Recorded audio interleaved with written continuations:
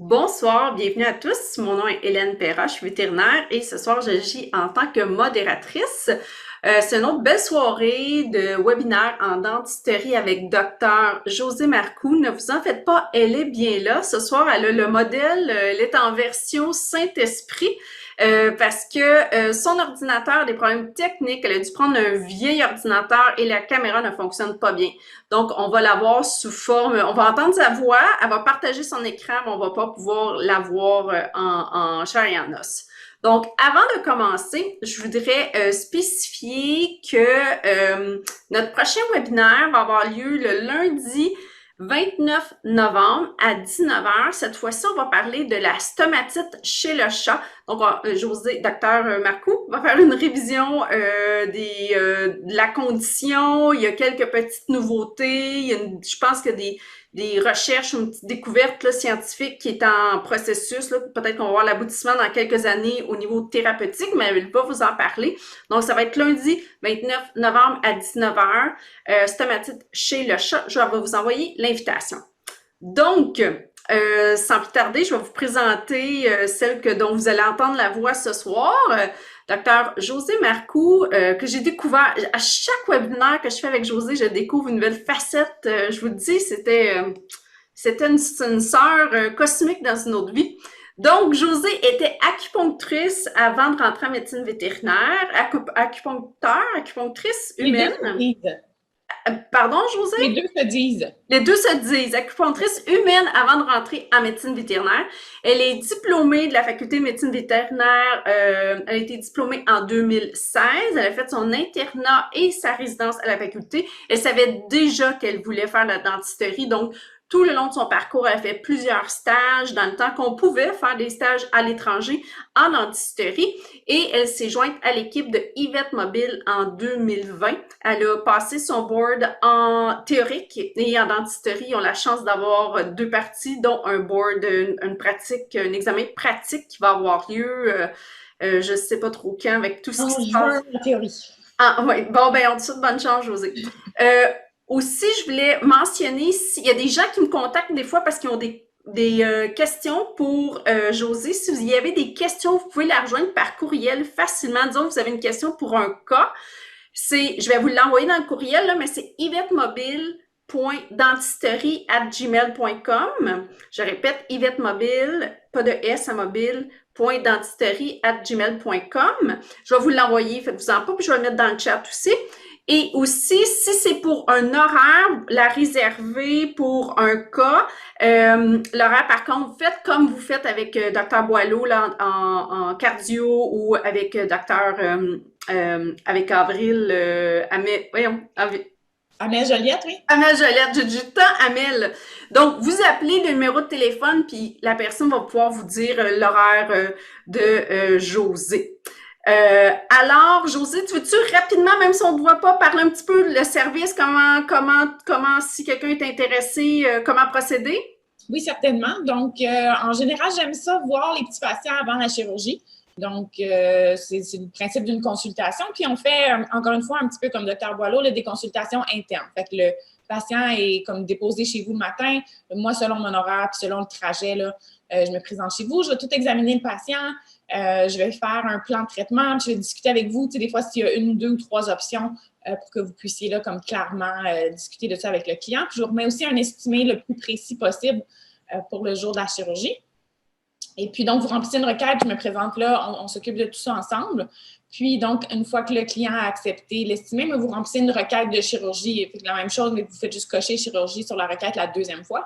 Puis, à ce moment-là, je vais me présenter là, le jour prévu avec mes deux techniciennes, donc chirurgie et anesthésie. Puis, on arrive avec tout notre matériel. On prend en charge le patient vraiment de sa prémède jusqu'à son réveil.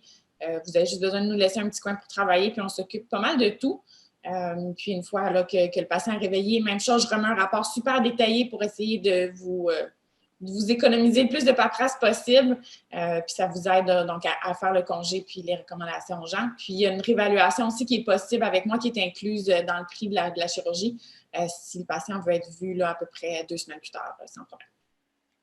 Parfait. Et on a aussi mis le formulaire pour qu'il soit encore plus facile à trouver. Il est sur la page. Il y a un bandeau publicitaire en haut du page d'ivettemobile.com. Si vous regardez en haut, c'est écrit là, la requête pour les services de dentisterie. Vous cliquez puis vous allez tomber sur le PDF. Donc, on avait deux options ce soir. C'est soit que José faisait un genre de laïus sans trop de questions, ou bien, puis on probablement passait toute l'information ce soir, ou bien on y allait dans un style de poser des questions, mais probablement ça va déborder, puis on va avoir besoin de 2 soirées. On pense que ça va être plus sympathique si on y va, puis ça va être plus intéressant pour vous si on y va avec des questions. Vous êtes, je pense, pas mal à l'aise. Il y a plusieurs de personnes qu'on voit qui reviennent souvent. Donc, gênez-vous pas. On pense que ça va être mieux si vous posez des questions. Et puis, au pire, si ça déborde, on en fera un autre probablement en décembre où on verra là, selon l'horaire des fêtes, puis on fera la deuxième partie. Ça vous va? Je vous rappelle que vous pouvez utiliser en bas qu'est-ce qui est écrit chat pour écrire, puis il y a aussi l'option Q&A où vous pouvez m'écrire des questions, puis moi j'agis en tant que modératrice. Donc José, à toi le dance floor, tu peux partager ton écran. Donc, je vais me servir un petit peu du livre Oral and Maxillofacial Surgery in Dogs and Cats, qui est écrit par Verstraete, qui est un petit peu le fossum de la face en médecine vétérinaire, là. Donc, c'est un livre de chirurgie qui est très, très, très complet et qui se concentre vraiment juste sur la tête. Je l'aime beaucoup. C'est un livre qui s'adresse aux résidents, je dirais, en dentisterie. C'est-à-dire que pour les généralistes, je le trouve super intéressant parce qu'il y a une section sur les extractions qui est vraiment exhaustive. Il y a une grande section sur les instruments, sur la suture, sur le principe de guérison des plaies dans la bouche, etc. Plein d'affaires super intéressantes, mais ça compose à peu près, je sais pas, 15-20% du livre. Donc, c'est sûr que c'est un livre qui est un peu dispendieux, sachant que le reste du livre ne s'adresse pas vraiment à vous parce que ça parle de techniques de mandibulectomie puis de reconstruction de lèvres et de toutes sortes d'affaires que vous ne ferez peut-être jamais. Mais bon, peut-être aujourd'hui, justement, vous allez avoir l'occasion de le feuilleter avec moi si vous intéresse, c'est ça la référence. Mais il est quand même assez dispendieux, là, il me semble qu'il est autour de 500 $ US. Comme je dis, super intéressant, mais je trouve qu'il y a une grosse partie du livre qui ne s'adresse pas à vous. Par contre, il y a très peu de livres de technique qui existent, puis celui-ci en est un. Fait que, à voir pour vous, là, si vous pensez que ça vaut la peine. Donc, la couverture ici, là, il est noir. Puis, si jamais, ça parle aussi autant des choses de comment faire un cerclage intermandibulaire chez un chat. Puis, oui, les fractures, les avulsions, les lacérations de lèvres. Des fois, si vous êtes pogné avec un patient qui a mordu un fil électrique puis il y a de quoi de pas trop compliqué que vous voulez faire, bien, toutes les techniques là, de flap, tout ça sont accessibles dans ce livre-là. Mais encore là, à quel point ça vous est utile dans la vie de tous les jours, si vous le sortez une fois par année, bien, je sais. Donc, les extractions. Je vais essayer un peu de suivre l'ordre du livre. Ça va être un petit peu plus facile de feuilleter ça en ordre.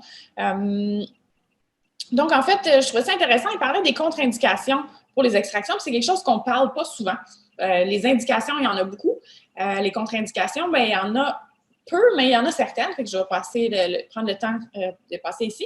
Fait qu'une des premières, c'est le consentement du client. Parce qu'officiellement, vous n'avez pas le droit de modifier le patient sans le consentement du client. Puis le fait d'enlever une dent, c'est quelque chose qui est irréversible. Donc, c'est quelque chose qui peut être litigieux si jamais le client n'était pas sous l'impression que pour son détartrage, entre guillemets, là, vous voyez mes air quotes là, dans votre tête,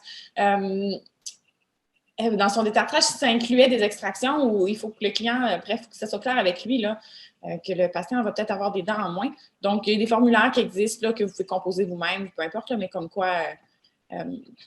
bref, il accepte que les extractions soient faites. Ici, il nous parle un petit peu là, des techniciens. Aux États-Unis, dans certains États, les techniciens ont le droit de procéder à certains types d'extractions. Au Québec, aux dernières nouvelles, ce n'était pas le cas. Donc, normalement, ça devrait vraiment être le vétérinaire là, qui fait les extractions. Ensuite, bien, les contre-indications plus systémiques, bien, c'est sûr que ça dépend toujours du risque anesthésique du patient. Il faut toujours peser le pour et le contre, à savoir si ça vaut la peine d'anesthésier ce patient-là versus soigner ses dents. Ça, c'est une situation malheureusement dans laquelle je me retrouve trop souvent où on a des patients qui n'ont pas eu de soins dentaires de pratiquement toute leur vie. Puis là, justement, la semaine dernière, j'ai eu ça. Un patient de 18 ans, jamais de soins dentaires, bouche, vous pouvez vous imaginer, là, du tartre partout, énormément d'extraction. Puis le patient avait, je pense, 7 comorbidités. Donc, là, c'est toujours de se demander est-ce que ça vaut la peine d'y aller ou non.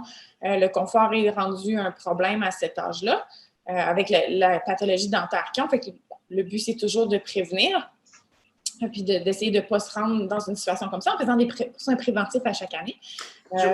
Josée, je t'interromps parce que tu en avais déjà parlé dans un autre webinaire, mais une fois, tu avais discuté peut-être la stratégie de peut-être pas tout faire d'un coup. Tu sais, qu'il y avait beaucoup d'extraction versus la condition. Est-ce que tu peux en reparler? Définitivement. Fait qu'il y a une certaine tendance en anesthésie dans les dernières années qui se développe, c'est-à-dire qu'on considère que 2 anesthésies courtes sont plus sécuritaires qu'une anesthésie très longue. C'est-à-dire qu'on a une meilleure capacité à garder le patient chaud, à garder le patient à une bonne pression. Le patient récupère aussi plus facilement d'être endormi, mettons, 2 fois 2 heures plutôt qu'une fois 4 heures. Fait que des fois, si vous êtes dans une situation un peu difficile avec un patient que vous dites je ne sais pas si j'ai envie de l'anesthésier, un compromis qui peut être fait, c'est de dire on va faire la moitié de la bouche, on le réveille, dans un mois, on fait l'autre moitié de la bouche. Fait que ça peut être des fois un compromis là, qui est faisable. Ça fait que le patient qui est à risque n'a pas une anesthésie là, de 4, 5, 6 heures de temps. Puis on arrive quand même à notre objectif qui est d'avoir une bouche saine et sans douleur pour tout le monde. Puis, bon, dernière chose dans les contre-indications locales, probablement que vous verrez ça peut-être jamais ou une seule fois dans votre carrière, mais je trouvais que ça valait la peine d'être dit. Les patients qui ont déjà eu la radiothérapie sont à risque d'ostéonécrose si jamais il y a des extractions qui sont faites dans leur site de radio. Donc, ça m'est arrivé, moi, d'avoir un patient qui avait déjà été irradié, puis là, il avait besoin d'extraction, puis bref, c'était pas drôle. Bref, envoyez-moi les sécolas. Touchez pas à ça avec une perche, puis on va s'en occuper, mais bref, faut pas faire d'extraction dans un site qui a déjà été irradié. OK. Là, ici, je passe rapidement, là, mais évidemment, vous avez fait des radiographies pré-op sur toutes les dents, et puis vous savez exactement dans quoi vous embarquez avant de faire des extractions, n'est-ce pas? OK. Les instruments, en fait, les instruments aussi, on en a déjà parlé, mais je voulais simplement montrer. La façon sécuritaire de tenir les élévateurs et les luxateurs dentaires, c'est celle-ci, c'est-à-dire en mettant toujours un doigt au bout. Puis même lui, je trouve que son doigt est un peu loin du bout de la lame, là. Moi, je la tiens à peu près à 5 mm. J'ai 5 mm de lame qui dépasse de mon doigt. C'est-à-dire que quand je glisse, parce que oui, je glisse, on n'a pas beaucoup de lame qui peut lacérer le patient. Si on tient l'instrument à point fermé, là, vous avez 3 pouces de lame pour glisser et puis aller rentrer cette lame-là un petit peu partout dans le patient, là, en dessous de la langue, dans les cavités nasales. Au congrès, chaque année, là, j'y vais en fin de semaine. Je suis sûre que je vais encore voir un CT là, avec un élévateur dans l'œil. Donc, on ne veut pas que ça soit vous. Donc, on met toujours notre doigt au bout et dites-vous qu'avec 1 cm ou 5 mm de lame, même si vous glissez, le pire que vous allez faire au patient, c'est un bleu et il va s'en remettre. Donc, je vous rappelle de toujours, on met le doigt au bout des élévateurs et des luxateurs quand on les utilise. Ça va vous sauver beaucoup de troubles.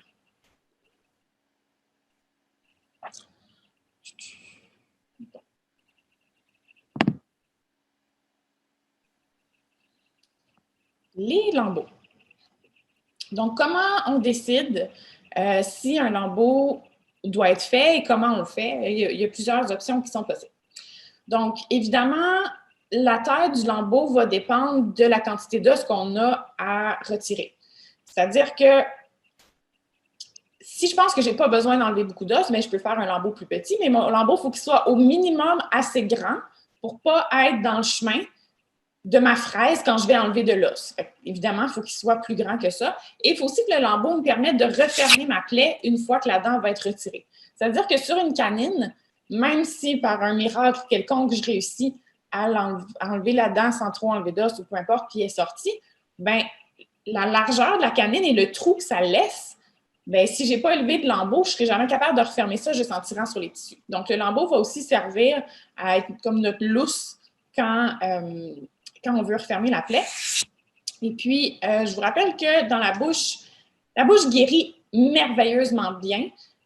C'est un endroit dans le corps qui est extrêmement bien vascularisé. Ça doit être un des endroits les plus vascularisés d'ailleurs. Et c'est pour ça que les taux d'infection sont relativement bas et que la bouche va tolérer beaucoup, beaucoup de choses.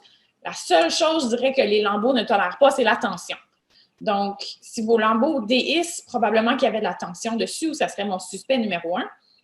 Donc, ce qu'on veut quand on fait un lambeau, c'est qu'une fois que notre dent est extraite, on veut que le lambeau se dépose sur la plaie et referme la plaie avant même qu'on ait placé les points de suture. Donc, si ce n'est pas le cas, vous avez trop de tension. Puis si vous avez un doute que peut-être c'est pas parfait, bien, il y a trop de tension. Donc, on veut vraiment qu'il y ait du lousse en masse. On va en parler de comment faire, mais bref, la tension, c'est à peu près la seule chose là, que la bouche ne va pas vous pardonner. Donc, on veut toujours que la base de notre lambeau soit plus grande que l'apex. Disons que c'est assez intuitif comme situation. Et puis, on va aussi faire attention aux choses, à nos incisions de relâchement dans des endroits comme le foramen infraorbitaire. Évidemment, on ne voudrait pas avancer là, notre scalpel, aller sectionner ça ici. Fait que sachez où sont vos gros vaisseaux. Au maxillaire, c'est pas mal le seul, donc il faut faire attention. Au mandibule, je dirais, il va y avoir le foramen mentonnier, mais il est très bien imagé un petit peu plus tard. Là, on va pouvoir en reparler. Donc, nos incisions de relâchement, pas dans des structures sanguines importantes. Et puis, pour ce qui est de nos incisions de relâchement, on veut prévoir où va être le trou une fois que l'extraction va être complétée et on ne veut pas que la ligne de suture soit vis-à-vis le trou. C'est-à-dire que ici, si je m'en vais enlever ma canine, mais probablement que je vais avoir enlevé de l'os jusqu'ici à peu près, puis là, mon incision va se retrouver à être pas supportée par de l'os puis à être vis-à-vis le trou. Donc, on a beaucoup plus de chances de descendre si on a une incision qui n'est pas supportée versus une incision qui serait supportée partout par de l'os. Donc, il faut y penser avant de faire notre extraction au moment du design, là, donc du lambeau. On s'assure qu'à la fin, notre lambeau va être supporté par de l'os. L'autre chose ici, c'est qu'il parle des line angles des dents, c'est-à-dire qu'on veut prévoir que notre point de suture va arriver entre les dents. C'est-à-dire que si je voulais faire une incision de relâchement ici, ce serait beaucoup plus judicieux que de la faire, disons, ici vis-à-vis de la dent, parce que là, ici, je vais avoir de la misère à aller attacher mon lambeau avec l'autre côté de la dent, évidemment, mais avec le côté palatin, parce que je vais être vis-à-vis une dent. Fait que si on veut faire des incisions de relâchement qui sont verticales, bien, on va essayer de penser de les faire entre les dents et non au milieu d'une dent. Donc ici, au milieu d'une dent, c'est non, puis par-dessus un trou, c'est non.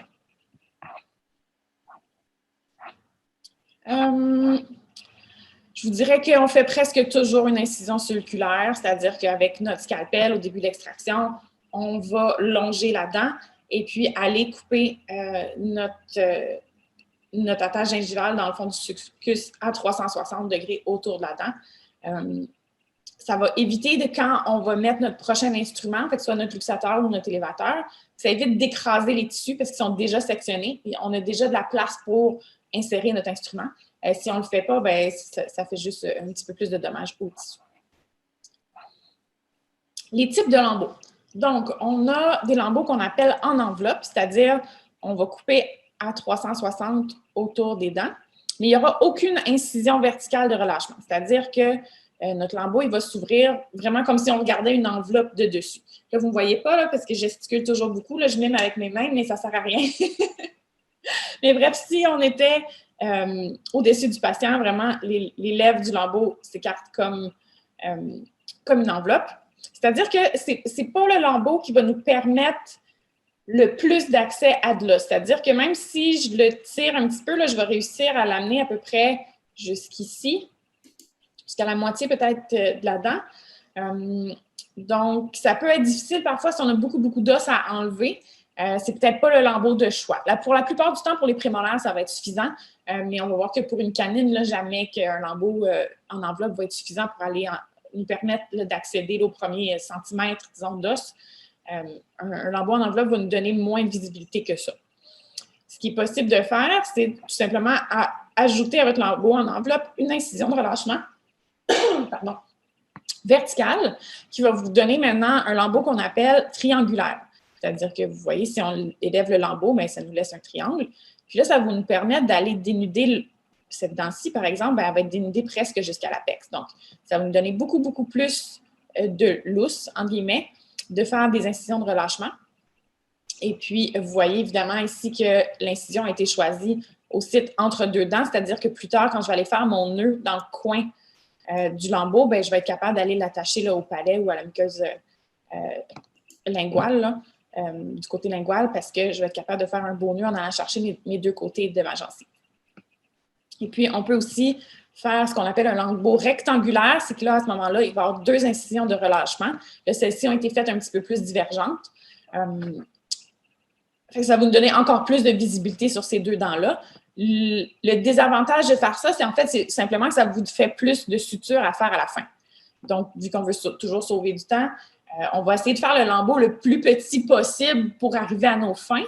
Mais si d'avoir plus de visibilité, ça vous évite de faire des gaffes, ça vous permet de voir vos structures, puis de ne pas faire de lésions, puis ça vous permet d'enlever plus d'os, puis d'arriver à extraire la dent d'une façon beaucoup plus rapide, bien, allez-y, il n'y a aucun problème à faire ça, en sachant que si vous sauvez 30 minutes parce que vous voyez qu'est-ce que vous faites, bien, le 5 minutes à faire plus de suture, bien, clairement, il a été récupéré, là. Josée, je vais te poser une question, là. J'espère qu'elles sont bonnes, mes questions. Tout le monde est tranquille, fait que Oui, hein? j'essaie d'animer. Mais y a-tu des situations, genre des races ou des mix de chiens, tu dis ça, tu sais, il doit y avoir une certaine logique, grosseur d'animal, de race versus type de lambeau, mais je sais pas, t'as-tu comme des perles d'informations pour... Je dirais en plus, c'est peut-être plus le type de dent. C'est-à-dire que lambeau en enveloppe, habituellement pour les prémolaires, c'est pas mal suffisant.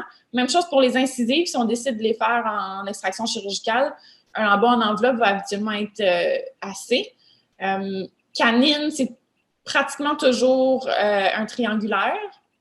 Puis PM4, ou spécialement, disons, la M1 maxillaire, là, la grosse dent, un lambeau rectangulaire va être beaucoup plus facile à refermer, surtout si on veut aller recouvrir la grosse ratine palatine, là, puis on a besoin de beaucoup de tissu pour l'amener jusqu'au palais. Le fait qu'il y a deux incisions de relâchement, ça va vraiment nous permettre d'aller fermer ça. Fait que les lambeaux rectangulaires, quand on a juste une dent à enlever, puis qu'il va falloir aller abrier ce site-là d'extraction en sachant que les deux dents de chaque côté vont rester, ça peut être très, très, très utile. Quand on fait, mettons, le cadran au complet, là, bien, un lambeau en enveloppe, s'il est très, très grand, ça va quand même nous permettre de tout voir. Fait qu'un lambeau en enveloppe, quand il y a juste une dent à extraire, c'est un petit peu plus difficile, comme je dis, parce qu'il est plus restreint. Mais plus qu'on a de dents d'inclus dedans, plus ça va. Mais fait que c'est ça. Lambeau rectangulaire, c'est une seule dent. On a une question. Est-ce que c'est la même technique pour les racines retenues? Oui, tout à fait. Vous prévoyez vos extractions de la même façon, puis vos lambeaux. Racine retenue, donc c'est de localiser où est-ce qu'elle est. S'il y a des dents restantes, c'est plus facile. Des fois, si on a une seule racine retenue au milieu d'un mandibule ou d'un maxillaire qui n'a pas d'autres dents, des fois, ça peut être un petit peu plus du sport. Fait que des fois, de mettre une aiguille sur votre radio, de piquer une aiguille dans le gencive du chien, on met une aiguille à la radio, puis on est capable de déterminer on est-tu à gauche ou à droite de l'aiguille. Puis, oui, vous allez prévoir votre lambeau exactement de la même façon. Puis, là, le fun, ça va être d'aller trouver la racine avec votre fraise. Mais une fois que c'est fait, là, c'est vraiment les mêmes principes d'extraction. Fait que oui, je prévoirais mon lambeau exactement de la même façon.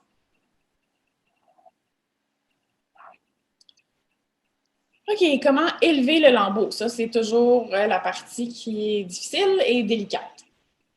Fait en premier, on commence avec notre lame de scalpel. Ici, il parle d'une lame 15. C'est pas mal ce que j'utilise 90% du temps. Ici, ils ont aussi parlé dans la section un petit peu plus tôt des instruments. Là, si vous utilisez un scalpel qui est rond, plutôt que les bistouris là, qui sont plus plats, l'avantage des scalpels ronds, c'est que ça va vous permettre de le tourner entre vos doigts pour faire le contour de la dent un petit peu plus facilement peut-être que les bistouris là, qui sont plats.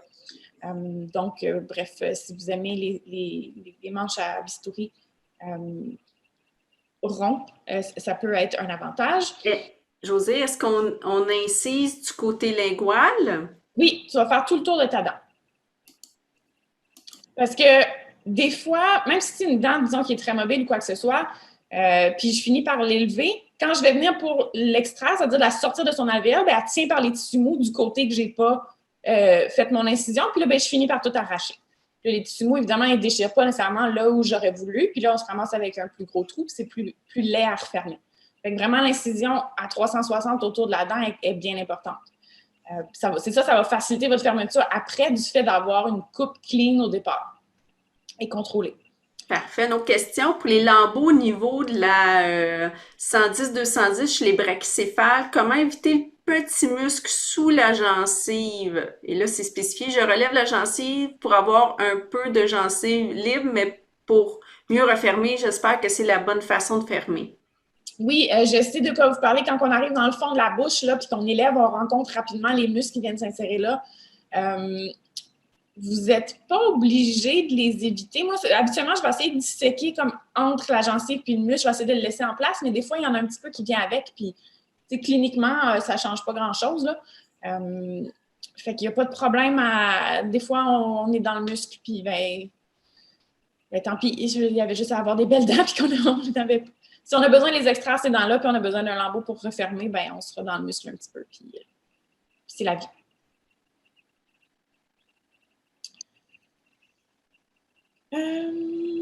OK, fait que là, on a parlé...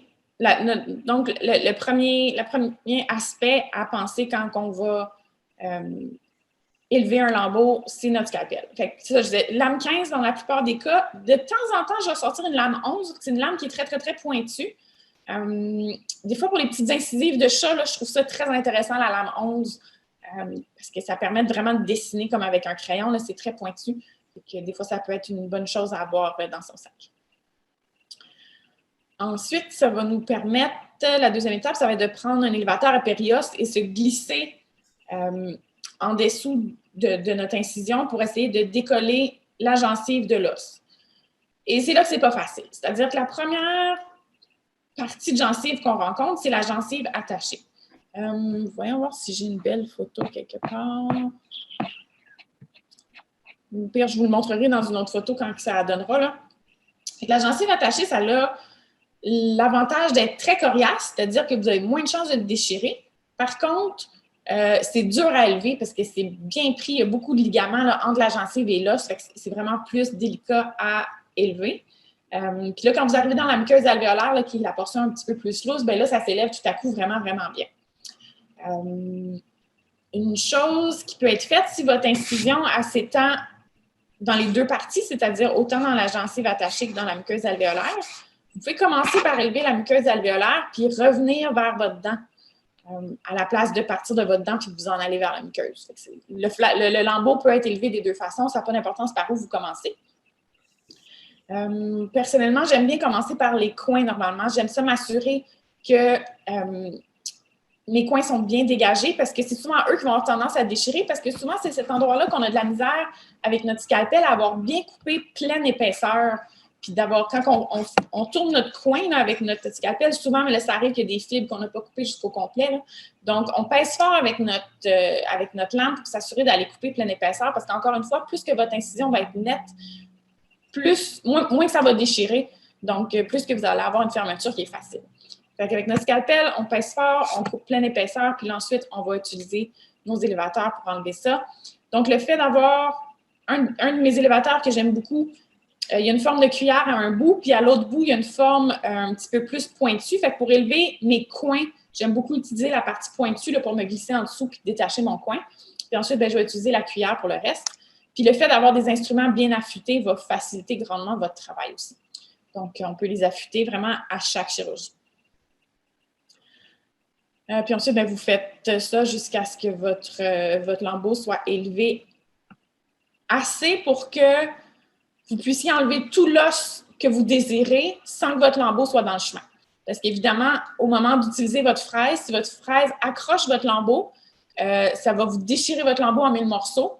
Et puis là, vous n'aurez plus rien du tout pour fermer. Fait qu'on s'assure que le lambeau a assez de place pour être tenu loin de la fraise puis que jamais vous allez l'accrocher.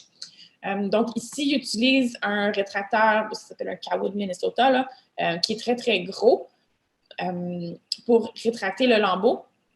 Il y a des rétracteurs plus petits qui existent. Puis même moi, souvent, ce que je vais faire, c'est que j'ai des élévateurs à Périos qui sont comme consacrés à tenir mon lambeau, c'est-à-dire qu'ils sont déjà graffinés.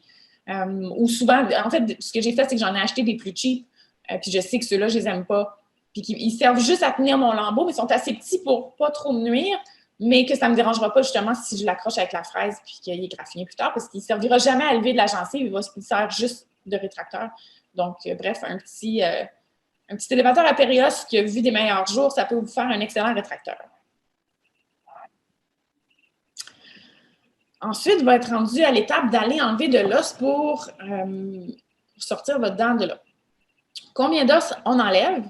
C'est toujours la question que les étudiants me posaient et ma réponse étant toujours juste assez, mais pas trop. C'est-à-dire que ça dépend, en fait. Ça dépend de qu'est-ce qu'on a à faire, puis de quoi la dent a l'air, puis pourquoi on l'enlève. C'est-à-dire une dent qui a plein de maladies parodontales, ça se peut que le travail ait déjà été fait à votre place, c'est-à-dire que de l'os, il n'y en a plus, puis que vous allez être probablement capable, déjà avec vos élévateurs, luxateurs, de donner assez de mobilité à cette dent-là pour l'extraire. Si on extrait une canine, par exemple, bien, on sait que la canine est faite un peu en forme de banane, c'est-à-dire que la pointe de la couronne est pointue, on s'en va vers une partie un petit peu plus large à la base de la couronne, puis ensuite, la racine devient encore plus large, puis ensuite, elle va redevenir de plus en plus mince là, vers l'apex. Donc, il faut que je me rende au moins à enlever de l'os vis-à-vis la partie la plus large de la racine, parce que jamais, sinon, je vais être capable de la sortir par l'alvéole qui est plus petit que la largeur de la racine. C'est comme logique. Donc, je sais que pour une canine, il faut que je me rende au moins jusqu'à la partie la plus large de la racine. Donc, forcément, je vais avoir quelques millimètres d'os. Sur un gros chien, ça va ressembler peut-être à 1 centimètre à peu près d'os à enlever. Ça, c'est comme pas négociable. Il faut que la partie la plus large de la dent soit dégagée pour que vous ayez une chance de la sortir de là. Donc, en ce moment-là, le minimum, c'est la partie la plus large.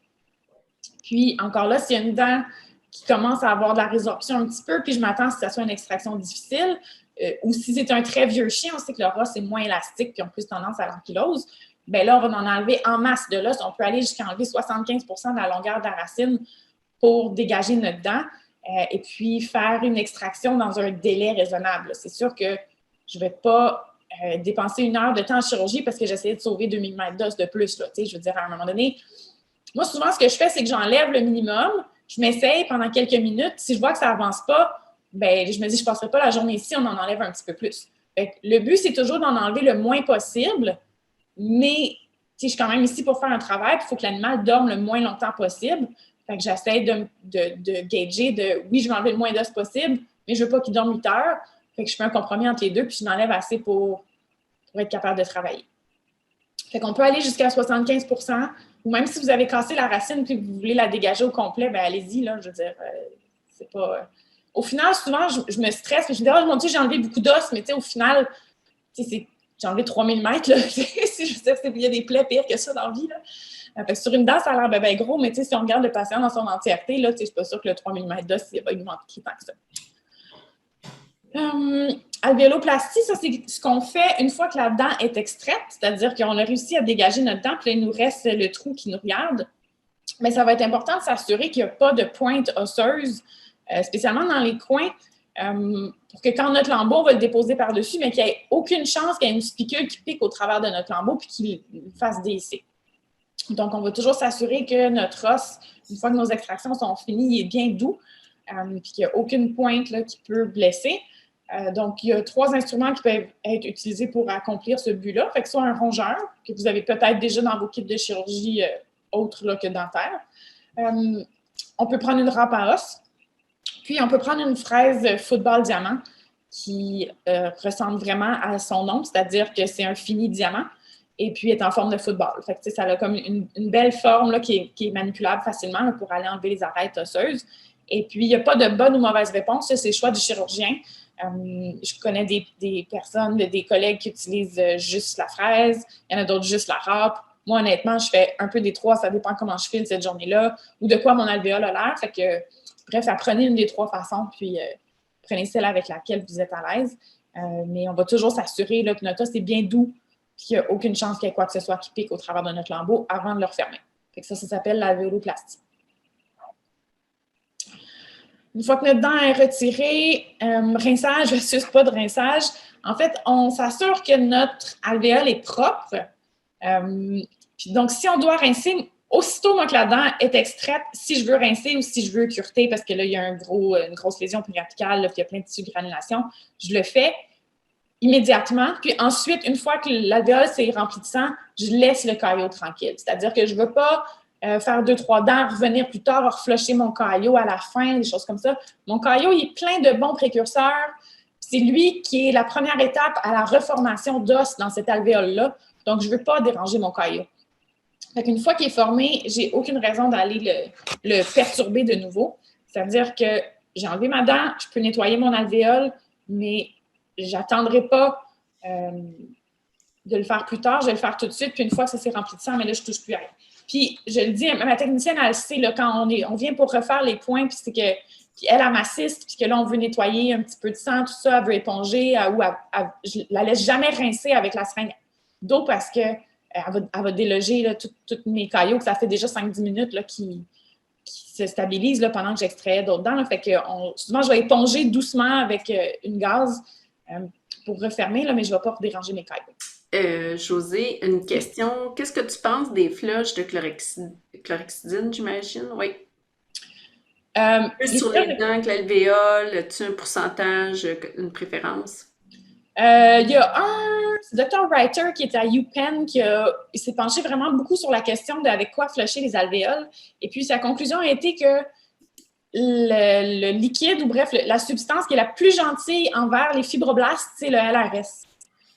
Donc, si vous voulez flusher avec quelque chose, ça serait probablement la chose la plus gentille à faire. La Chlorhex, en fait, c'est pas bon pour les fibroblastes, ça les tue, fait que je ne mettrais jamais de Chlorhex dans un site d'extraction. On peut le faire évidemment avant les extractions, ça nettoie nos dents puis ça fait un petit peu moins de bactériémie. Puis on peut le faire après sans problème, mais je ne mettrais pas ça dans une plaie.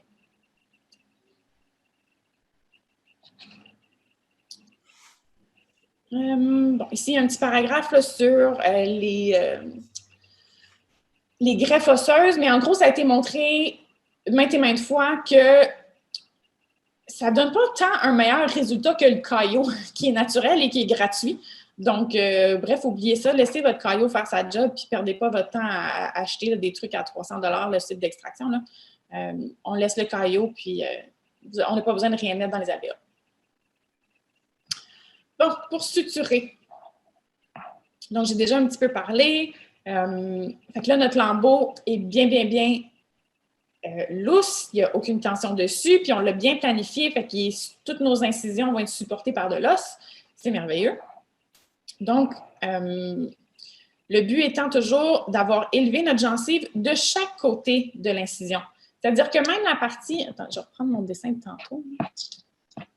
C'est-à-dire que ici, avec mon élévateur à périoste, évidemment, j'ai tout ça ici qui est mobile, mais je vais aller élever aussi à peu près 3 mm de chaque côté de mon incision. C'est-à-dire que quand je vais vouloir venir prendre ma bouchée dans cette partie-ci, cette partie-là est mobile, mais ici aussi, je veux être capable de vraiment rentrer en dessous de ma gencive puis de piquer à 90 degrés pour avoir une belle bouchée qui est solide. C'est-à-dire que si ici, je n'ai pas élevé du tout, mais quand je vais vouloir rentrer mon aiguille, je vais buter immédiatement sur l'os. Puis ma suture va être vraiment très en superficie de ma gencive, puis elle a beaucoup plus de chances de déchirer. Donc, on va s'assurer de toujours aller élever de chaque côté de nos incisions pour être capable de prendre des belles bouchées solides quand on vient pour suturer. Josée, on a des questions? Oui. Pourrais-tu revenir, s'il te plaît, pour la Chlorhex? C'est quand qu'on l'utilise? C'est quoi les avantages? C'est-à-dire que mon patient, moi, quand je l'endors, première chose que je fais, je prends des photos parce que je veux que le client comprenne pourquoi il vient de dépenser 3 000 $ pour ses dents. Deuxième chose que je fais, je badigeonne la bouche de chlorhexidine. Fait que c'est le Dentachlor, qui est la chlorhexidine à 0,12 %. Donc, ça va avoir deux bénéfices de faire ça. De un, ça va minimiser les aérosols que vous mettez en circulation en détartrant le patient. C'est-à-dire que toutes les bactéries qu'il y a dans la bouche, on sait qu'il y en a une quantité très, très, très grande. Puis quand on détarte, on sait qu'on les envoie dans la pièce, on les envoie sur nous-mêmes. C'est pour ça qu'on doit porter des masques de chirurgie et nos assistants aussi, des lunettes, etc. Mais le fait d'avoir mis de la chlorhexidine dans la bouche du patient va minimiser ce que vous envoyez dans l'air. C'est bon pour vous, pour votre personnel, pour votre salle, c'est bon pour tout. Et c'est montrer aussi que ça diminue même la bactériémie qui est causée par le détartrage puis les extractions, le fait d'avoir mis de la chlorex avant la procédure. C'est vraiment juste, j'ai ma bouteille de Dentachlor, puis il y a comme le bouchon est fait là, pour verser. Fait que je déverse une petite quantité, là, je ne sais pas, 1-2 ml. Je m'assure que toutes les dents étaient bien mouillées. Puis ensuite, je commence mon détartrage ou mes radios, ou peu importe par quoi je commence. Là. Mais c'est la première chose que je fais quand je commence ma procédure. Puis une fois que le patient, que j'ai fini de polir, puis j'ai fini ma procédure, s'il reste des dents, je refais une autre shot de Chlorhex dans la bouche. Fait que c'est vraiment juste... Ça travaille, on sait que ça a un effet rémanent, la chlorhexidine, fait qu'il va avoir une belle bouche propre là, pendant encore quelques heures là, après la procédure. On a une autre question. Ouais. Est-ce que l'anesthésie locale est obligatoire ou on se contente de l'anesthésie générale plus le post-op? L'anesthésie locale va vous aider énormément. C'est-à-dire que ça diminue la CAM d'à peu près 20 %. Vous allez être capable beaucoup plus facilement de garder votre patient endormi à un stade plus léger s'il ne sent pas ce que vous faites versus s'il sent ce qui se passe.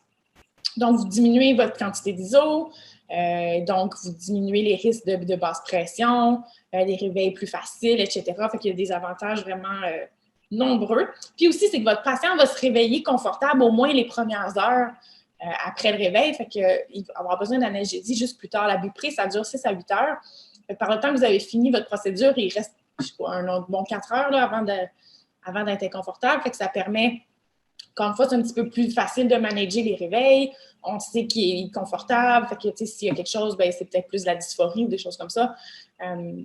Vraiment plus utile de faire des blocs. Et c'est montré aussi là, que ça diminue la sensibilisation à long terme, tout ça. Si on a réussi à calmer la douleur avant même qu'elle survienne, fait que vraiment un patient plus confortable tout le long, plus facile à garder endormi. Il y a vraiment de nombreux avantages à utiliser les blocs. Là. Je le recommande fortement. Personnellement, je le fais sur tous les patients. Le seul temps que je ne le fais pas, c'est s'il y a une tumeur et que je suis forcée de piquer dans la tumeur. Là. Mais à part de ça, je les fais tous. Autre question? Non, pas pour l'instant, je ne vois pas. Non. Fait que, bref, les sutures, on essaie de prendre une bonne bouchée à 90. Puis donc, en élevant notre lambeau des deux côtés de l'incision, on devrait être capable de prendre des bouchées. Fait que c'est la règle du 3-3-3. On prend des bouchées à 3 mm de chaque côté de la plaie. On fait à peu près 3 mm entre chacun de nos points de suture, puis on coupe les chefs à 3 mm. Il y a aussi des nouvelles études qui sont sorties comme quoi que les sutures continues sont tout à fait acceptables dans la bouche maintenant. Il y avait comme un dogme avant qui faisait qu'on faisait tout le temps des points 5 discontinus dans les bouches. C'était basé un peu sur rien, c'est-à-dire on l'a toujours fait comme ça, fait qu'on continue de le recommander depuis 20 ans, mais si tu vas voir la référence du premier qui a dit ça, c'était basé sur son opinion. Là. Quand tu es résident, bref, si vous amusez à aller voir la référence du premier article qui a dit quelque chose, des fois, c'est un petit peu épeurant. Mais bon. Bref, utiliser des sutures continues quand ça vous plaît, c'est beaucoup plus rapide, ça fait moins de nœuds dans la bouche, ça fait moins d'inflammation. Les sutures continues sont maintenant permises. Lâchez-vous lousse. On a des questions. Oui. On en a. C'est toujours après une demi-heure là, que ça. Attends, OK. Comment faire enlever l'os alvéolaire au niveau des incisives qui sont fracturées sans dommager les incisives voisines? Bien, on va essayer d'aller enlever l'os alvéolaire au buccal, puis seulement vis-à-vis la racine qui nous intéresse. Fait que c'est de prendre des fraises de grosseur appropriée. Je dirais, je prends tout le temps une fraise qui est, je sais pas plus large que, mettons, le corps de l'alvéole de ce que j'essaie d'aller enlever. C'est à peu près ça, mon gauge, là. Fait que, si c'est une toute petite incisive sur un tout petit chat, ben, ça se peut que je prenne une 1 ou une demi. Puis si ben, c'est quelque chose de plus gros sur un plus gros chien, ben, je vais peut-être prendre une 2 ou une 3. Mais on va essayer vraiment de rester au buccal seulement, fait que juste vis-à-vis de notre racine d'intérêt, puis pas vis-à-vis des autres. Fait que j'essaie pas de rentrer ni au médial ni au distal avec ma fraise. Je vais me concentrer sur le buccal, aller me faire une petite fenêtre pour tasser ma racine. Encore une fois, bonne lumière puis succion, ça va augmenter votre visibilité puis ça va beaucoup faciliter l'extraction des racines cassées. Parfait. Il y a une question sur la gestion de la douleur. Je donne buprenorphine, Metacam lors d'extraction. Est-ce adéquat? Qu'est-ce que tu recommandes? Tout à fait. Donc, les INS, en général, c'est notre première ligne contre la douleur. Fait que tous les patients pour qui ce n'est pas contre-indiqué devraient recevoir des INS quand ils ont eu des extractions. Il y a eu une étude, en fait, super intéressante qui a été faite à la fac même.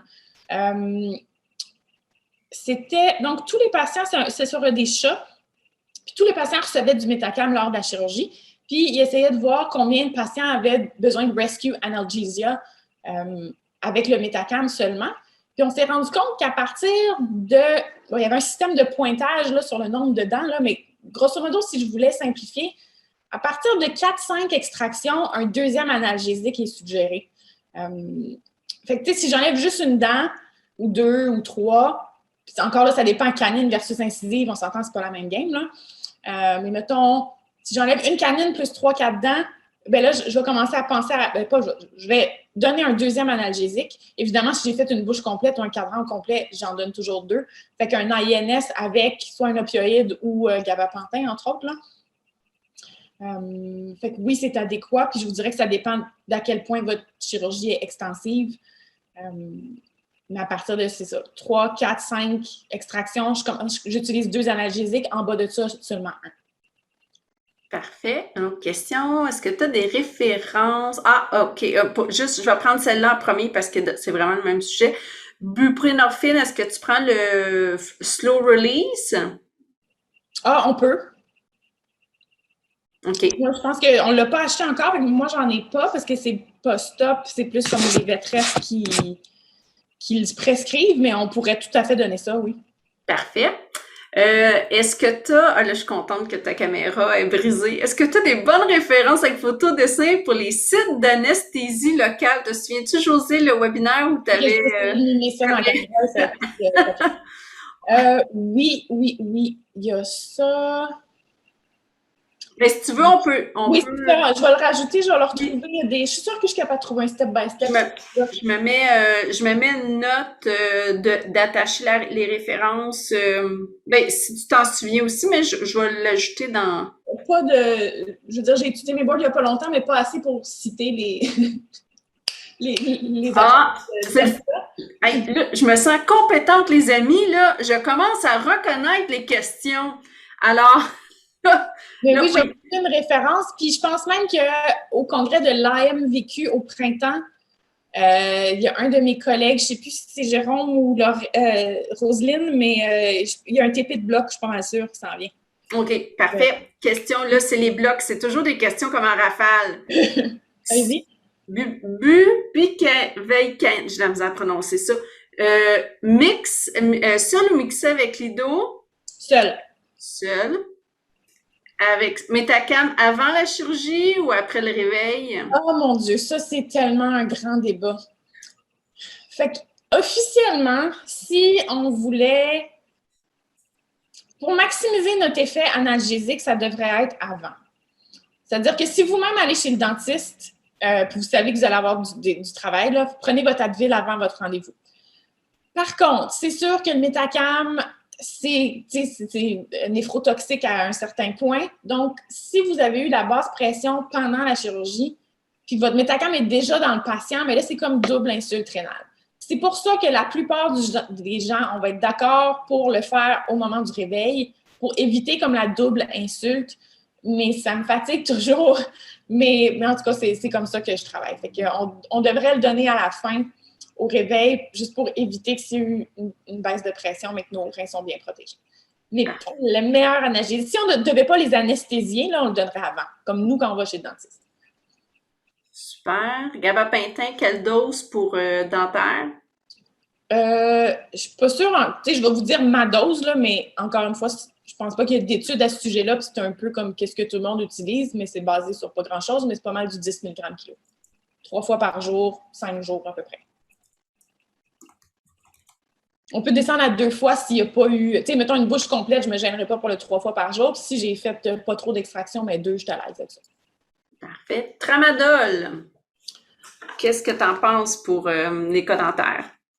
Bien, la plupart des études... Moi, je n'ai pas beaucoup de recul avec le tramadol dans le sens que je ne l'ai pas utilisé moi-même parce que par le temps que je suis arrivée en résidence, il y avait déjà assez d'articles qui étaient sortis pour qu'on l'utilise presque plus. Parce que c'est montré que ça travaille plus ou moins bien chez le chien. On n'est pas trop au courant des métabolites que ça fait. Puis il y a plusieurs études qui sont sorties qui utilisaient des scores de douleur puis qui ont montré que c'était pas trop efficace. Fait que moi, je ne l'utilise pas. On pourrait simplement... Ah, Hélène, t'es revenue? Je suis sincèrement désolée, je sais pas ce qui est arrivé. Je pense que c'est ma barre d'électricité qui était pas en fonction. J'ai pris 10 ans en l'espace de 5 minutes. Je suis désolée. Là, c'était pas si stressant que ça. Là. J'ai continué à parler, ça a bien été. Merci. Est-ce qu'il y a des questions que j'ai manquées? Là, non, je ne vois pas de questions. OK. Donc, je parlais de faire un choix entre une extraction simple et une extraction chirurgicale. Fait que simple, donc je ne vais pas élever de lambeau du tout. Fait qu'on va vraiment juste utiliser notre scalpel, on va faire notre incision autour de notre dent, de notre couronne, puis ensuite, je vais utiliser luxateur élévateur pour libérer ma dent de son alvéole. Et puis, quand je fais une extraction simple comme ça va m'arriver de ne pas refermer mon site d'extraction, de juste le laisser granuler par le fond et puis de passer à autre chose. Si j'ai des dents à 2 racines ou à 3 racines, je n'ai pas le choix de m'en aller en extraction chirurgicale. En fait, ce n'est pas vrai. Je pourrais sectionner mes racines et puis traiter chacune des dents comme une extraction simple. Puis à ce moment-là, je n'aurais pas non plus besoin de faire un lambeau. Il y a certaines dents, par contre, où je n'aurais pas le choix d'aller enlever un petit peu d'os pour permettre de libérer ma dent. On a parlé, entre autres, du cas des canines. De faire une canine en extraction simple, c'est pratiquement impossible dans 99% des cas. Ou si mes racines, par exemple, ont des petites courbes ou s'il y a un petit peu, justement, de résorption, puis je sais que je vais vouloir m'aider à enlever un petit peu d'os pour, encore une fois, pas travailler pendant des heures, bien là, j'ai besoin d'aller en extraction chirurgicale, donc de faire un lambeau, d'enlever de l'os, en plus d'utiliser mon élévateur puis mon luxateur. Donc, c'est un petit peu ça, la décision, c'est-à-dire, si je pense que je peux m'en sortir en faisant une extraction simple, je vais le faire parce que c'est moins invasif. Je n'ai pas besoin d'enlever d'os ni de tissu mou. C'est plus rapide.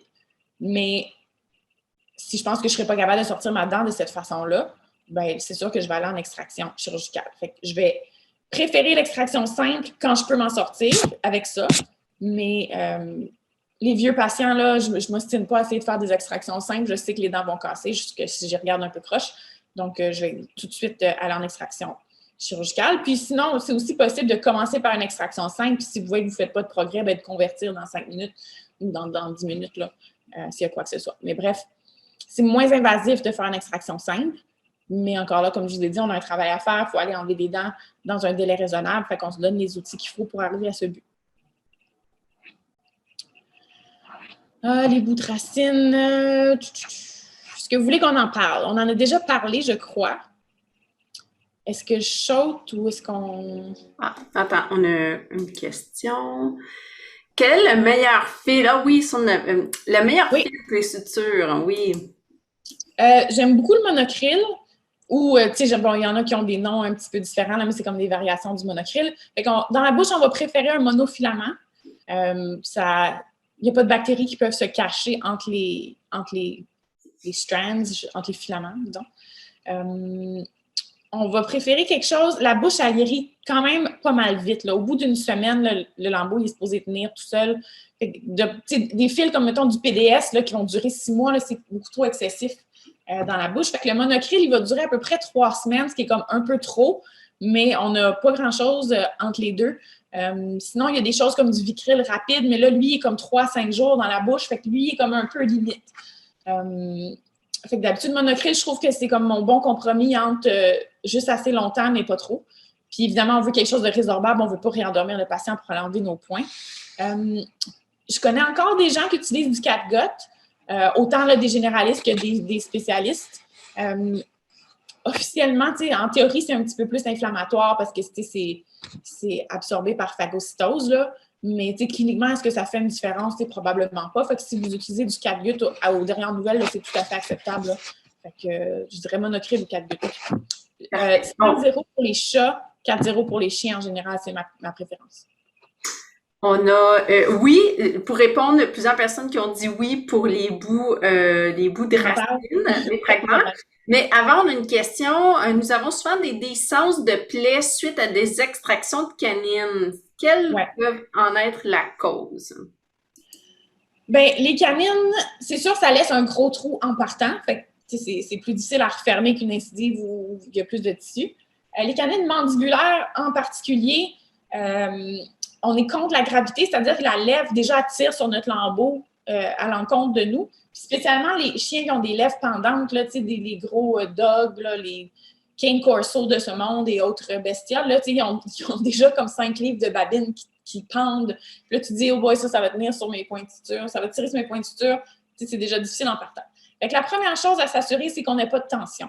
C'est-à-dire vous assurer que votre lambeau il est lousse, puis qu'il se rend de l'autre bord de l'alvéole avant même de mettre les points de suture. Fait que ça serait la première chose à s'assurer.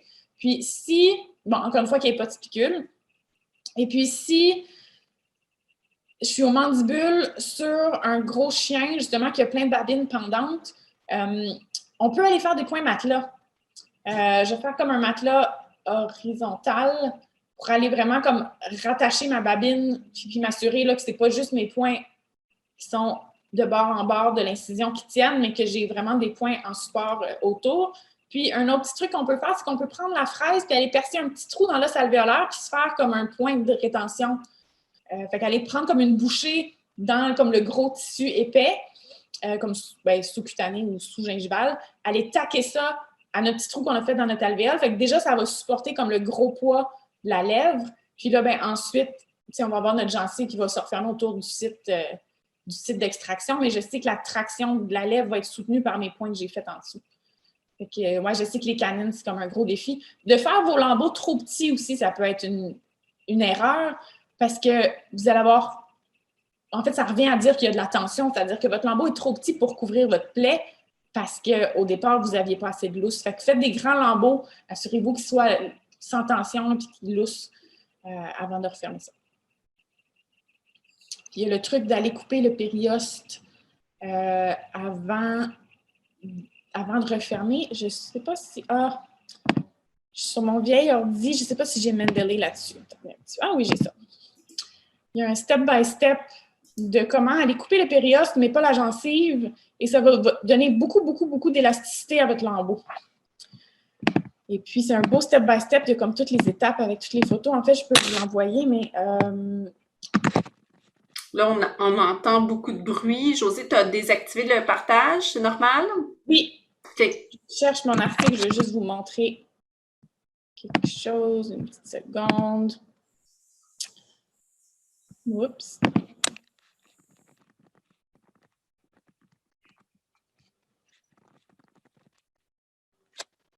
De Mark Smith, ici. OK. Je vais vous partager ça.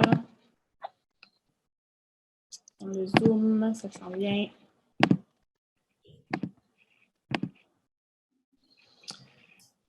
Donc, quand vous avez un lambeau comme ça, disons qu'il est un petit peu serré et qu'il vous manque de lousse. Là, ma technicienne a dit toujours qu'il manque de pyjama. Là, vous n'êtes comme pas capable d'aller rapporter ça jusqu'à l'autre côté de l'alvéole. Quand vous avez fait votre lambeau, en fait, vous avez élevé pas seulement la gencive, mais vous avez élevé le périoste qui est venu avec, puis c'est collé sur la gencive. Sauf que le périoste, c'est un tissu qui est très, très stiff et qui ne va pas vous donner beaucoup d'élasticité. Par contre, la gencive, la muqueuse alvéolaire, c'est quelque chose de très, très, très élastique. Fait que l'idée, c'est d'aller sectionner notre périoste sans passer bord en bord de notre lambeau et couper la gencive. Ça demande un peu de finesse, mais je trouve que ce dessin-là, en fait, image très bien ce qu'on veut faire. Fait qu'on peut faire au scalpel ou au ciseau une petite incision, aller élever, et puis vous seriez surpris du lousse que ça donne à vos lambeaux. C'est vraiment là, ça fait des lambeaux tout mous qu'on peut facilement aller porter de bord en bord de la prélève. C'est très, très, très satisfaisant. Ça peut se faire autant sur les prémolaires qu'au niveau des canines. Ça peut se faire autant sur les chiens. Ça se fait aussi sur les chats. C'est très mince. Ça va demander de la pratique, mais c'est faisable. Puis, ça sauve la mise là, dans beaucoup, beaucoup de mes cas. J'utilise cette technique-là vraiment, vraiment souvent.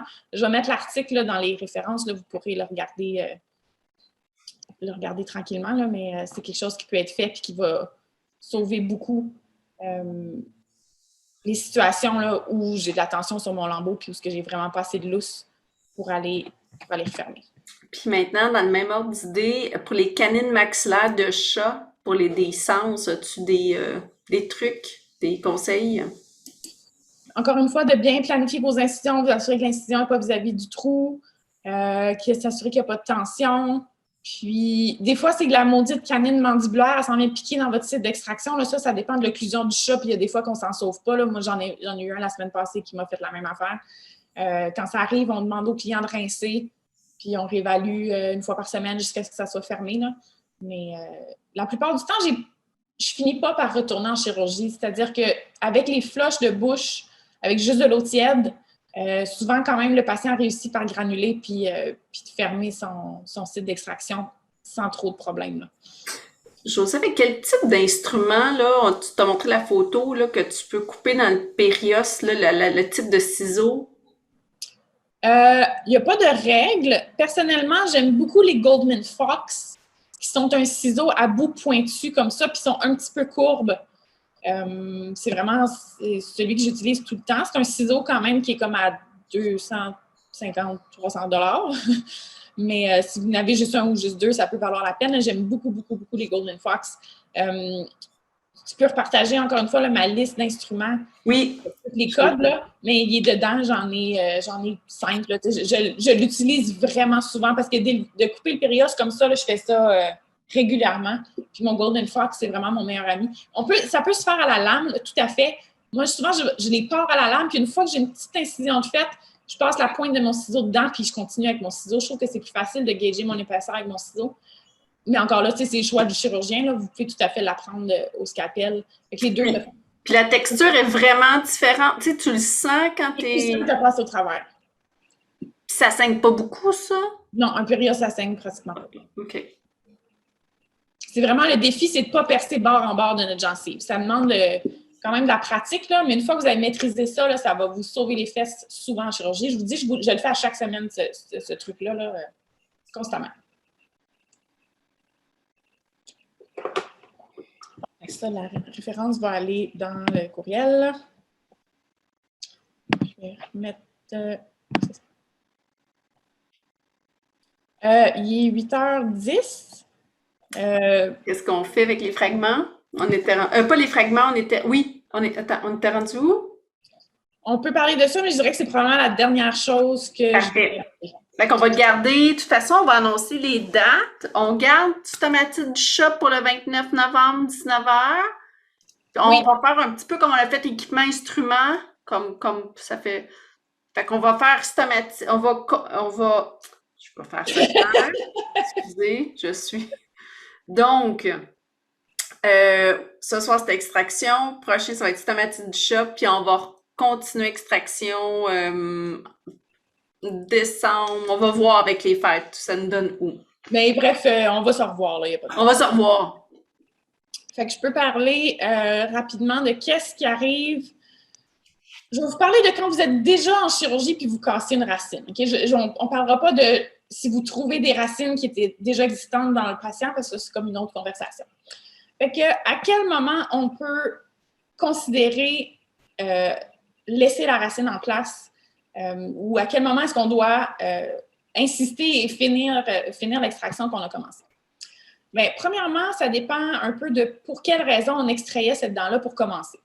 Si on extrayait la dent parce qu'elle était fracturée puis qu'il y avait une fracture compliquée puis la dent infectée, c'est-à-dire à partir du moment où le canal pulpaire est contaminé par les bactéries de la bouche, c'est-à-dire que la dent cassée, ça fait des mois qu'elle est dans le patient, c'est clair qu'un biofilm dans la racine, vous n'avez pas le choix d'en enlever la dent au complet parce que le bout de racine que vous laissez, il est déjà contaminé, il y a déjà un biofilm dessus, vous faites juste enterrer. C'est pratiquement un corps étranger à ce stade-là. Là. Fait que si c'est parce que la dent était cassée, vous finissez la job.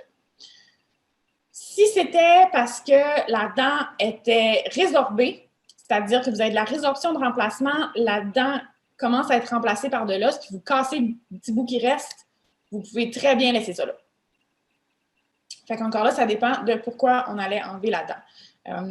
Sinon, les autres facteurs qui peuvent, disons, aider à prévenir, pas prévenir, mais prédire si le bout de racine que vous laissez peut causer un problème. Bon, la taille du fragment.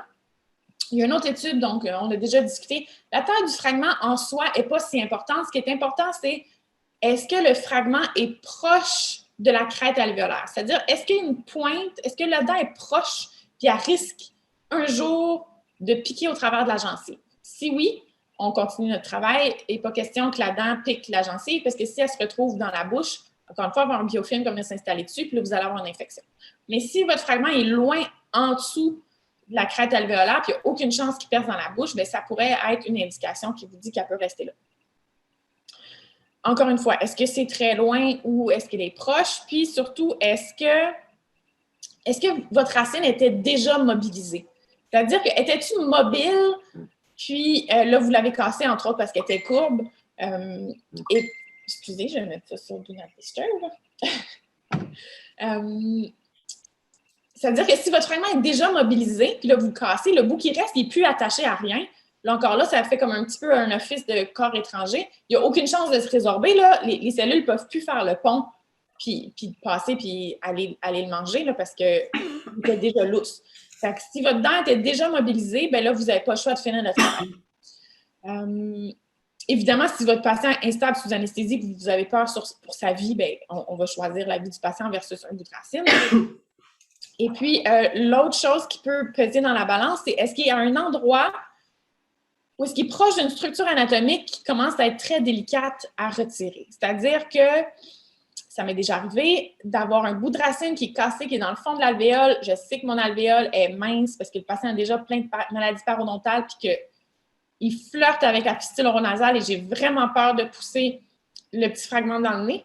Bien, peut-être que vous êtes mieux d'arrêter là puis de me le référer ou d'arrêter là puis de juste surveiller le patient puis de voir si ça cause un problème.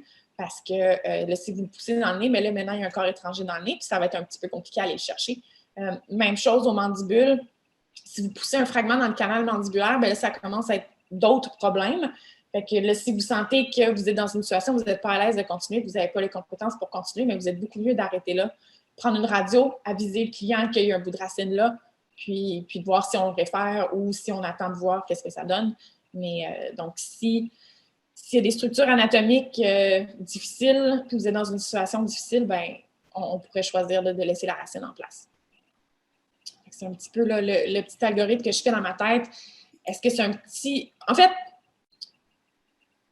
mon but, c'est toujours évidemment d'aller enlever la dent que je m'étais dit que j'allais enlever là, dans son entièreté. Mais si elle est cassée, je vais aller l'enlever au complet. Si elle est résorbée, je vais la laisser en place plutôt que de me battre pendant 45 minutes. Puis, ben, moi, si je la pousse dans le nez, j'ai des moyens d'aller la chercher. Mais pour vous, là, s'il y a des risques là, d'aller faire des dommages aux structures adjacentes, ben, laissez ça là, puis on s'en jase après, réveiller votre patient. Il faut, légalement, vous êtes obligé de dire au client qu'il reste un bout de racine, vous êtes obligé de le noter dans votre charte, puis de l'informer. Ça se peut que ça ne fasse jamais rien, là, mais le client doit être au courant qu'il y a ce risque-là de complications dans son patient. Parfait. On a des questions qui rentrent. Est-ce que c'est la même chose pour les racines de canine décidues? Je vous dirais que oui. Fait que même chose, s'ils sont en voie de résorption, puis il reste l'ombre d'un petit bout de racine, on peut le laisser tranquille, mais on dirait qu'ils ne se résorbent pas souvent, ces racines-là. Ça m'arrive de prendre des radios de chiens adultes là, qui ont 10 ans, puis je vois encore leurs canines décidues cassées qui sont restées là. Fait qu'en général, comme d'habitude, je vais essayer d'aller les enlever au complet. Quand je fais une extraction, mon but, c'est toujours d'enlever au complet. Là. Mais encore là, c'est-tu un gros fragment? Étais-tu déjà mobilisé? Fait que je vais utiliser pas mal les mêmes critères, là, que ça soit une dent décidue ou pas. Parfait. Donc, question. Avant, on recommandait d'extraire les dents qui se faisaient face maxillaire mandibulaire, exemple 108-408, pour éviter des dommages aux gencives. Est-ce que c'est toujours le cas? Je vous dirais que d'habitude, je le fais pas. Je comprends l'idée. Chez les chats, ça va arriver, ça, que le patient va se piquer avec la couronne qui reste, puis il va aller piquer la gencive, puis ça va faire un petit granulome. Mais c'est pas tous les chats qui vont faire ça. Donc, en général, moi, je déteste aller enlever des dents qui sont saines.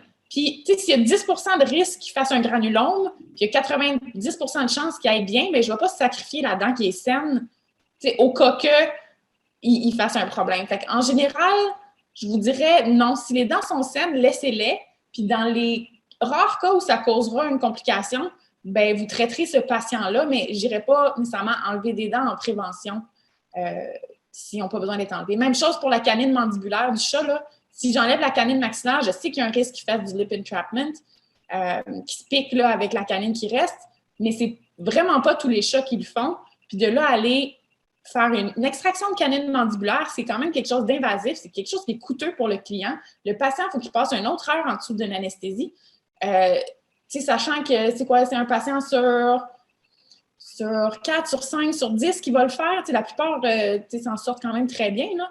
Fait que je ne le risquerai pas. J'attends que ça soit problématique avant d'agir.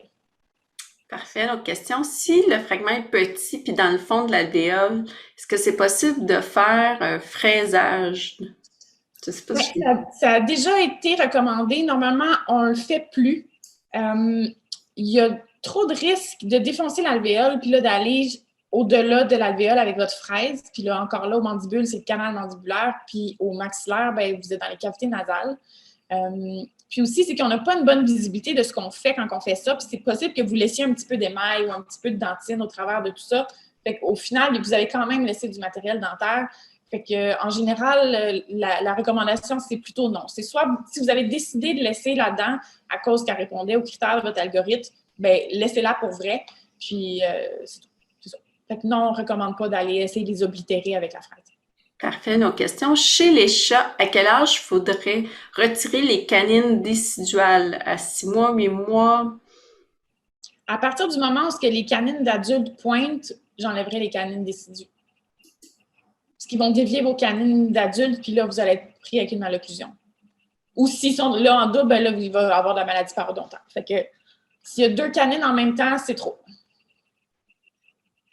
Parfait. Et là, je pense que celle-là, là, on est rendu à 8h20. Ça va être la dernière question qui est plus une référence. As-tu des recommandations de vidéos sur des extractions qui sont faites par des spécialistes, là? Non, j'en connais pas vite comme ça. Je sais que Brett Beckman donne énormément de formations en ligne, mais aux dernières nouvelles, ses vidéos, il était payant. Non, j'en connais pas. Ça va finir pour être un projet, ça, Josée. On va Dr. Dastou, il en montre dans ses laïus de TP d'extraction. Fait qu'encore une fois, vous allez le voir s'il fait live devant vous, mais pas qu'à charge s'ils ne sont pas publics, ces vidéos non plus. Fait que non, j'en connais pas. Parfait. Eh bien, je crois que ça fait déjà plus d'1 heure. En passant, j'ai oublié de le mentionner au début. Josée, si tu peux enlever le partage. Ah, attends, est-ce qu'il y a une dernière question? Ah, c'est un commentaire sur YouTube. Il y a un dentiste vétérinaire qui en présente des belles. Est-ce que vous avez une idée du nom? On pourrait regarder des fois des références, c'est le fun à partager. Fait que si la personne veut nous partager le lien, je vais le partager ensuite avec Josée. Donc, je pense que ça termine. Josée, tu aurais pour combien encore de temps, tu penses, de contenu pour les extractions? Au moins une autre heure facile. Ah ouais! Oh mon Dieu, ça... OK, parfait. Donc, c'est sûr, c'est canné. On va organiser un autre événement. Juste pour rappeler, la politique de l'OMVQ, je vous rappelle, ça fait déjà plusieurs mois, la politique de reconnaissance de la formation continue de l'OMVQ a changé. Donc, maintenant, c'est un peu au bon jugement professionnel des vétérinaires. Donc, ce soir, on n'a pas parlé de produits, là, c'était vraiment une formation médicale. Donc, vous pouvez aller dans votre dossier et l'inscrire comme une formation que vous avez fait. Donc, c'est une règle générale, là, c'est pas seulement pour ce qui s'applique à nous, là, c'est en général. Quand vous voyez une formation continue qui vient de spécialistes ou des gens qui ont fait une résidence là, avec une spécialité, et qui ne parle pas de produits, vous pouvez l'écrire dans votre dossier sur le site web de l'OMVQ. Quand on parle de produits spécifiquement, compagnie pharmaceutique, tout ça, là, par exemple, malheureusement, ça s'applique pas. Donc, celui-ci, ce soir, je confirme, s'applique. Et là, je vois des petites questions maintenant. OK. La personne ne se rappelle pas du nom pour les extractions. On va regarder, on va aller jeter un coup d'œil sur YouTube. Et puis oui, ben il y a des merci qui arrivent. Merci beaucoup, José. Merci à vous. Je suis toujours impressionnée de voir tellement les lundis, c'est des grosses journées. Puis vous voir en si grand nombre, vraiment, ça fait chaud au cœur. Donc, regardez vos courriels et des fois les indésirables parce que c'est sous forme d'infolette. Je vais vous envoyer le lien dans les prochaines journées. Je vais y attacher la liste d'instruments à ajouter. Là, ça fait plusieurs fois qu'on l'envoie, mais je vois que c'est un grand classique, là. Donc, dans cette infolette-là, sur les instruments, je vous rappelle, il y avait un lien où c'est un Excel et c'est tous les instruments que Josée utilise et c'est noté ses coups de cœur. Il y en a plusieurs qu'elle utilise pour les extractions qu'elle a parlé ce soir. Donc, vous avez tous les codes, vous avez le prix. Je pense que ça date de l'année passée, là, même ça va vous donner une bonne idée des coûts, puis aussi le nom, le distributeur. Donc, et on va aussi envoyer des références pour les blocs dentaires. Est-ce qu'il y a d'autres choses que j'ai oubliées, Josée? Je vais envoyer l'article que j'ai montré là, pour couper le périoste. Je peux mettre la référence du livre qu'on a feuilleté ensemble s'il y en a qui sont intéressés. Ça ressemble à ça, là. Super. Bon, ben écoutez, sur ce, on vous souhaite une belle soirée. Merci à vous tous. Pour ceux qui vont être au congrès du CVQ, ben écoutez, bon congrès.